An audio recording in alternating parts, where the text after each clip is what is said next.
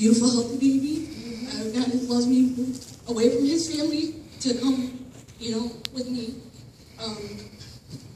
But now that I think about it, losing that car was a blessing, and losing that car for him, he was in that car accident, bad accident, helped him, and he'll tell you more about that.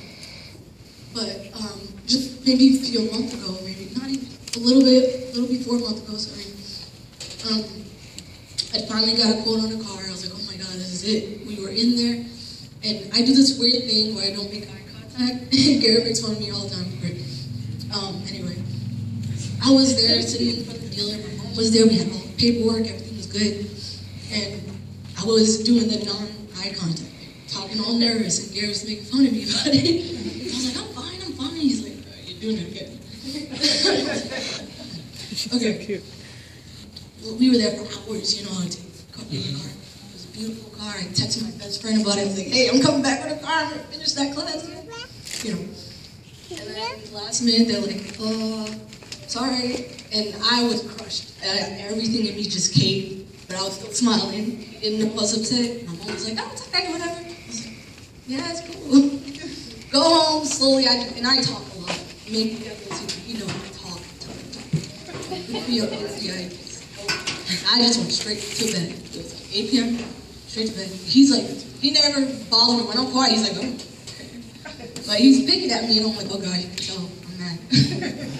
And I was being mean. I felt bad. He was just trying to talk to me. He never talks about it. So Garret was trying to talk to me. He's like, hey, do you want to talk about it? I never hear that. And I was like, no. And then he just left me alone, and I was just in the room. Sorry. But anyway, short story. I started getting scriptures, reading scripture. And I got a bunch of verses, compiled them, put them in my phone, saved them as my wallpaper. It was all about songs about hope. And I lay there for literally an hour, maybe 2 hours, just reading them over. Just 10 little scriptures. Okay, this is good. Awesome. And I just kept reading hours and hours and just keep looking at them. I fell asleep one time, woke up, still read them. And the next day I worked at 5 a.m. On my way back home, around 10 a.m., something just made me search something, Google it. And this one place popped up, and I was like, just filed it into a quote, and then they approved it for at least just a meeting to go see a car. I went in the next day, and I actually called. I was like, hey, is there anyone who can come in earlier? And they're like, yeah. I was like, okay, perfect. And it worked out. If I can sit here and tell you how it worked out, it's like, wow. Point after point after point after point. And while I was sitting there, I kept reading my little scriptures still on my phone. And everything just started working. We did a test drive, and I'm like, okay, you got it. It was surreal. It was just like, this car is not just a car, it's a symbol. We don't have to rely on 5 cars or one person. 1 person, 5 people, 1 car. It's horrible. It sounds horrible because it is. But yeah, the car has been a blessing. It's not, when I look at it, I don't just see a car. I don't see money. I don't see, I see the struggle that we've gone through, but it symbolizes.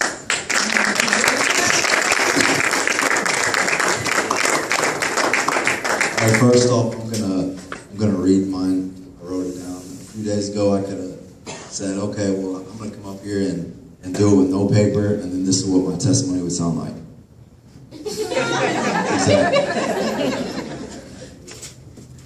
So this is kind of a short biography of my life and how God's impacted it.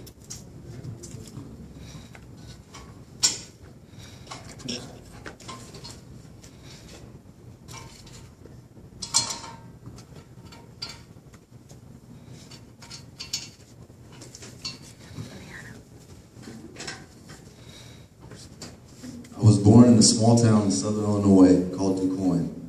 At the age of 4, my parents went through a divorce due to my mother having an affair. My mother gained custody of my sister and I, so we moved in with her boyfriend, who was an alcoholic. Not long after my mom took us to our dad's house, she asked him if he could keep us for a while so she could get back on her feet. From that day on, we were raised by my father. My dad coached football, basketball, and track, so I became very involved in sports. It wasn't until I was 12 years old when I gained knowledge of what actually an affair was. This really took a toll on me, now understanding what really happened. The same year I found out, I took my first drink of alcohol in the 5th grade. From 5th grade, my trouble started to progress. In 7th grade, I was introduced to marijuana and began to smoke occasionally. Occasionally, it became more and more. By my freshman year of high school, at age 15, I was smoking and drinking every weekend. I still continued to do well in school and excel in sports, so it was easier for me to cover up. My 16th birthday, I tried cocaine for the first time, and my downfall began from there. I began using cocaine anytime it was available. It made me feel how I thought I wanted to feel all the time. I was self-medicating myself when the real medication I needed was God. I started skipping school, my grades were dropping, I was stealing and lying to the people who loved me. By my senior year, I was using drugs and alcohol almost every day. Beginning of my senior year, I was checked into a rehabilitation center. I missed the first 3 football games of my senior year. All of the universities who have been talking to me about scholarships quit talking to me. During my time in rehab, all I could think about was getting back to football season. I made it 3 weeks in rehab and called home asking for someone to come get me. My dad said that I needed to finish. So I then packed everything I had and hitchhiked from Kansas City back to Illinois. After returning home, I finished out my football season, then began hanging with the whole crew. I started affiliating with gang members and began selling drugs on top of using them. I was walking down the road one day to deliver drugs somewhere. A random guy stopped me, looked me in the eye, and asked if I knew God. I didn't know what to say. He then proceeded to tell me things that were going on in my life, like he had been with me the whole time. He said to me that God was looking for soldiers and that if I didn't seek him, that there would soon be a downfall. The following day, the people who I ran with started getting arrested one by one. Each day was another. I began to fear what was going to happen to me. I went home and I walked in through the garage and my father was sitting in a chair in the middle of the garage. There was another chair set out for me, so I sat down and my father explained how he had found some of my drugs and a gun. He started to cry and asked me to throw them away with him. I refused, packed my things, and left him there crying alone. That very next day, I was caught with the things my father had found and arrested. The whole time, God was giving me signs that I ignored. If I would have thrown them away, it never would have happened. I went to jail and released on bond as I waited for future court dates. As soon as I was back in the free world, I was back to doing the same things. Over a period of time, I began to lose more and more friends and the trust of my family. Out of nowhere, something just hit me. I started to realize how I looked at the people I was selling to. It was exactly how the people who used to be my friends and the ones who trusted me were looking at me. I called my father and asked to come home. After a long talk and a set of rules, he allowed me to come home, even after all the pain and grief I had put him through. I went home that day. The very next day, the 2 guys I lived with committed a violent crime and sentenced to prison. I was with those guys every day for years, but God gave me the strength and told me to go home. Otherwise, I would still be sitting behind bars today. I began doing better, but my court date for my previous crime came up, and I was sentenced to 3 years in prison. I was accepted into the impact incarceration program, which I completed in the minimal amount of time, and was released on good behavior. Although it was one of the toughest times of my life, it was also one of the best things that ever happened to me. If it wasn't for me going there, I would probably still be doing the same things. It gave me time to myself, time to actually think and realize what I really wanted out of life. Upon my release, I got back into my passion of mixed martial arts and training harder than ever. Angelina came into my life. She's been a blessing to me, but we aren't perfect and have had our share of problems. Ezra was brought into the world, which changed us forever, but we still weren't living for God and putting him first. We separated for a while, and she decided she would move to Florida. I didn't know what to do. I asked her if I could go with her to try and better our lives, and she agreed, but I still wasn't sure. Everything and everyone I knew was in Illinois. It finally came for the day to depart to Florida, and I was very close to backing out.